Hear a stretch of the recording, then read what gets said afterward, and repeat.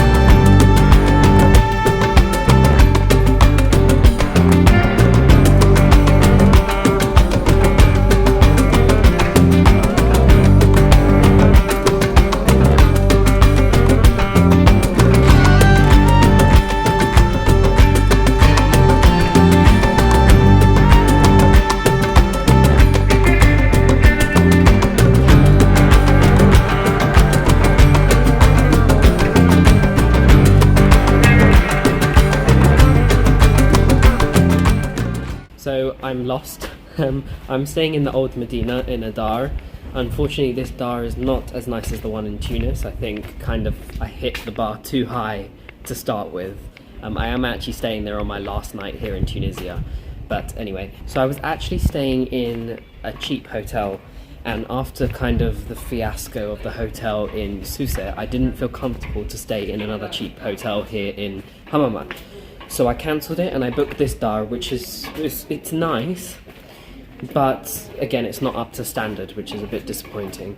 So sometimes I think with these resort towns, it might just be better to just book the named hotels, the Movenpick, the Hilton, the Marriott, because you're just guaranteed to have a good stay. Whereas with some of these dars and hotels, it's a bit hit and miss. Exit brother shop. So hoping that is the exit.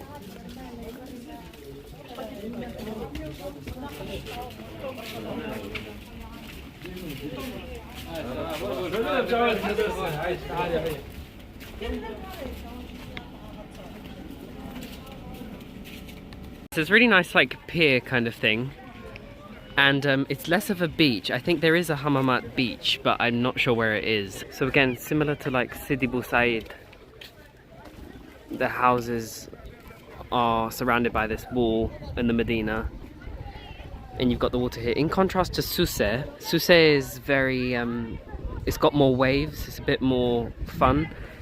What you do see here is you can see it's actually very, very clear, but there's a lot of dark patches, and if we go down further to the beach, what you'll see is that these dark patches is like, I don't know if it's coral or what it is, but it's not the nicest thing to kind of see on the beach or even in the water, because I personally find it scary when it's darker. So at the moment, I don't know, the water looks clearer than Souks. However, the beaches seem nicer in Souks than they do here.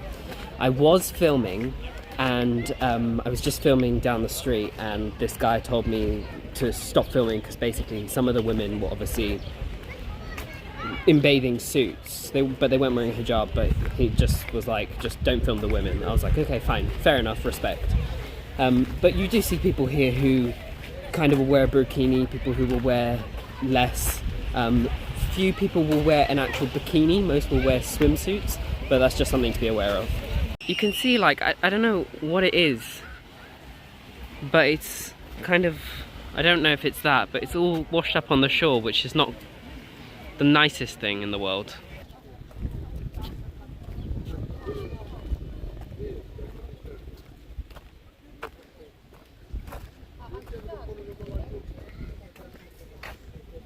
It's like a park or like a theatre show kind of thing.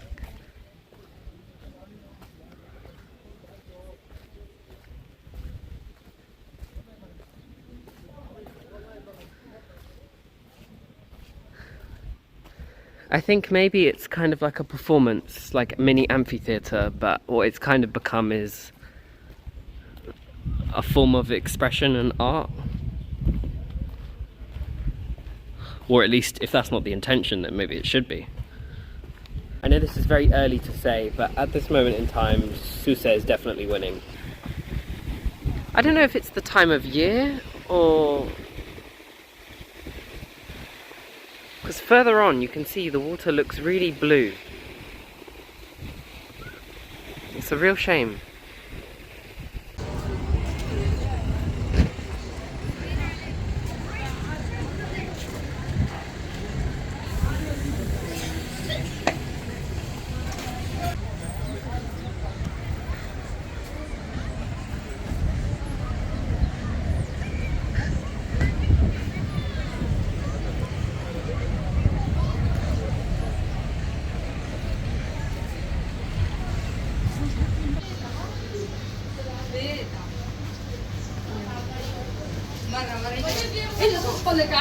Bougie bank.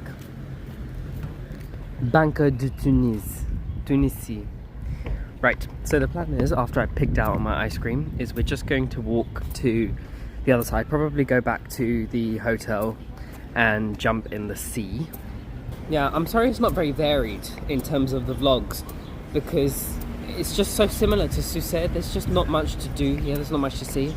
Hammamet, I think, is where actually most people come, because it's where most of the resorts are. Because the beach itself is not that big. I mean, it's nice, it's got palm trees all along, and you can see here they've got more restaurants catered towards Western tourists. There's a lot of pizzerias, fish. What you'll struggle to find is actually like authentic Tunisian food. A lot of it is kind of the Tunisian food with the French influence. So you've got like paninis and makloub or something they call it. So there's a lot of that, but it's kind of catered towards tourists who are staying in resorts but don't have half-board kind of thing. Because not a lot of the hotels here are all-inclusive. A lot of them are just breakfast only or half-board, which I think is a missed opportunity personally. I would definitely like to come back here, stay in one of these 5-star resorts. Unfortunately, for this time being, excuse me, we are not doing that. It's so funny when you see young girls, because they always look. And like, I'd say I have fans, but my only fans are my family at the moment. Run across the road is usually, it's a good way to do it. So again, that's the Kasbah, it's the fortress for the sea, because Hammamet is on the sea, very near again to the islands of Italy. Similar to what is in Souks. It's very much like a smaller version, it's like a copy, but the water is obviously clearer, the water is calmer. But I don't know, I just prefer Souks. I just think Souks was nicer, it had a more authentic Tunisian vibe about it. Here, I don't know, still nice. Okay, like, look, you can see the water's so clear here. All along, and kind of I think the rocks are the best place to go. Obviously you do have the beach, but the beach is very limited and there's a lot of fishing boats on the beach, whereas here you can just go on the rocks and kind of jump into the water, and it's not that deep and it's really, really beautiful. And again, you've got the castle fortress walls, and then behind that you've got the Medina. Again, I don't know if I've mentioned this or not in my previous vlogs, but obviously because Morocco, Algeria and Tunisia were part of they were under French occupation. Egypt was under British and Libya under Italian, all throughout history basically. So if you go to Egypt, most people will speak English. as kind of a second language. Over here in Tunisia, the default second language tends to be French. So people speak English, but they don't speak English as well, or not as many people speak English as in Egypt, for example. So you'll often, same with Egypt and Morocco, you'll get people who come up to you and kind of just, I don't know, want money, they want to make friends, they just want to talk or practice their English or French or whatever. And if you speak English and they don't speak English, it's quite funny because they tend to say something to you and you're like, no, sorry, I don't understand. And they're like, what language do you speak? And you're like, English. And then they basically just give up whatever they were trying to do. They were like, okay, never mind, bye. Perhaps I was a little bit harsh earlier. Let me show you around the room. It's compact. It's kind of like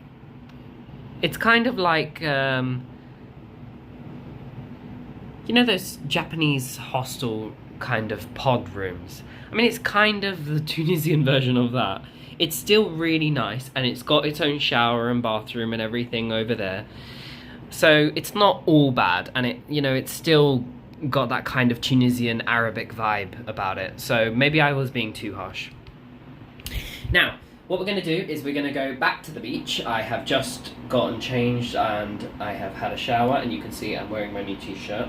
I am not sponsored by the Tunisian tourism industry. However, we're going to head to the beach because one thing that Souks does not have, that Hammamet does, is a sunset. Tunisia, Tunisia, Tunisia, what a beautiful country.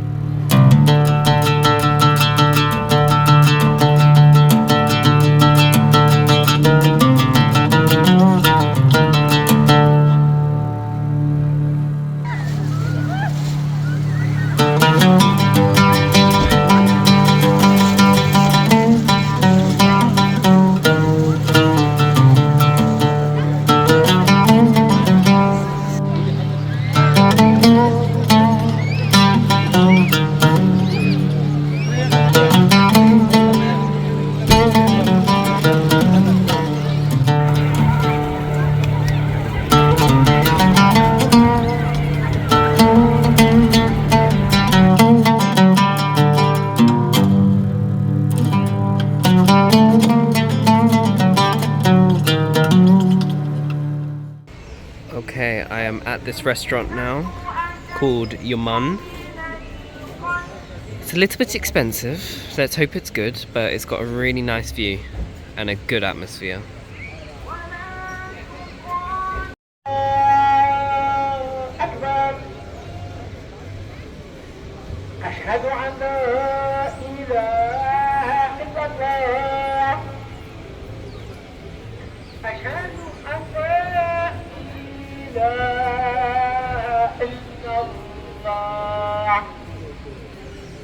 Okay, so we're at the bougie restaurant. They brought starters, which I don't know what they are, I'll be honest, aside from the salad, of course. And you got your Sprite with grenadine, or should I say Bogo with grenadine. They don't actually use Sprite here, which is strange. It's the first place in the world that I've been to they don't use Sprite, but anyway.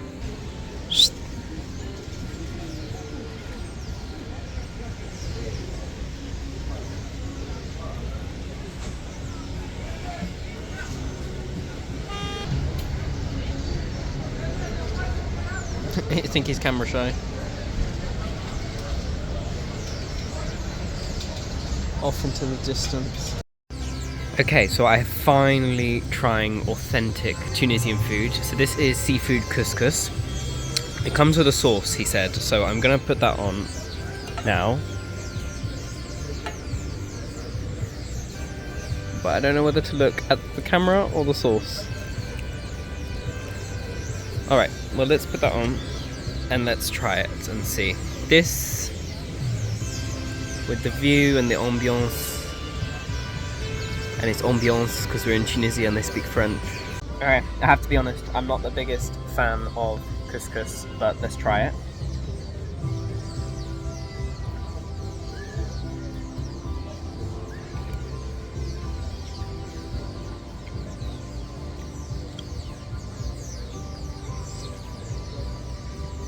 It's nice. It tastes like couscous, but it's nice.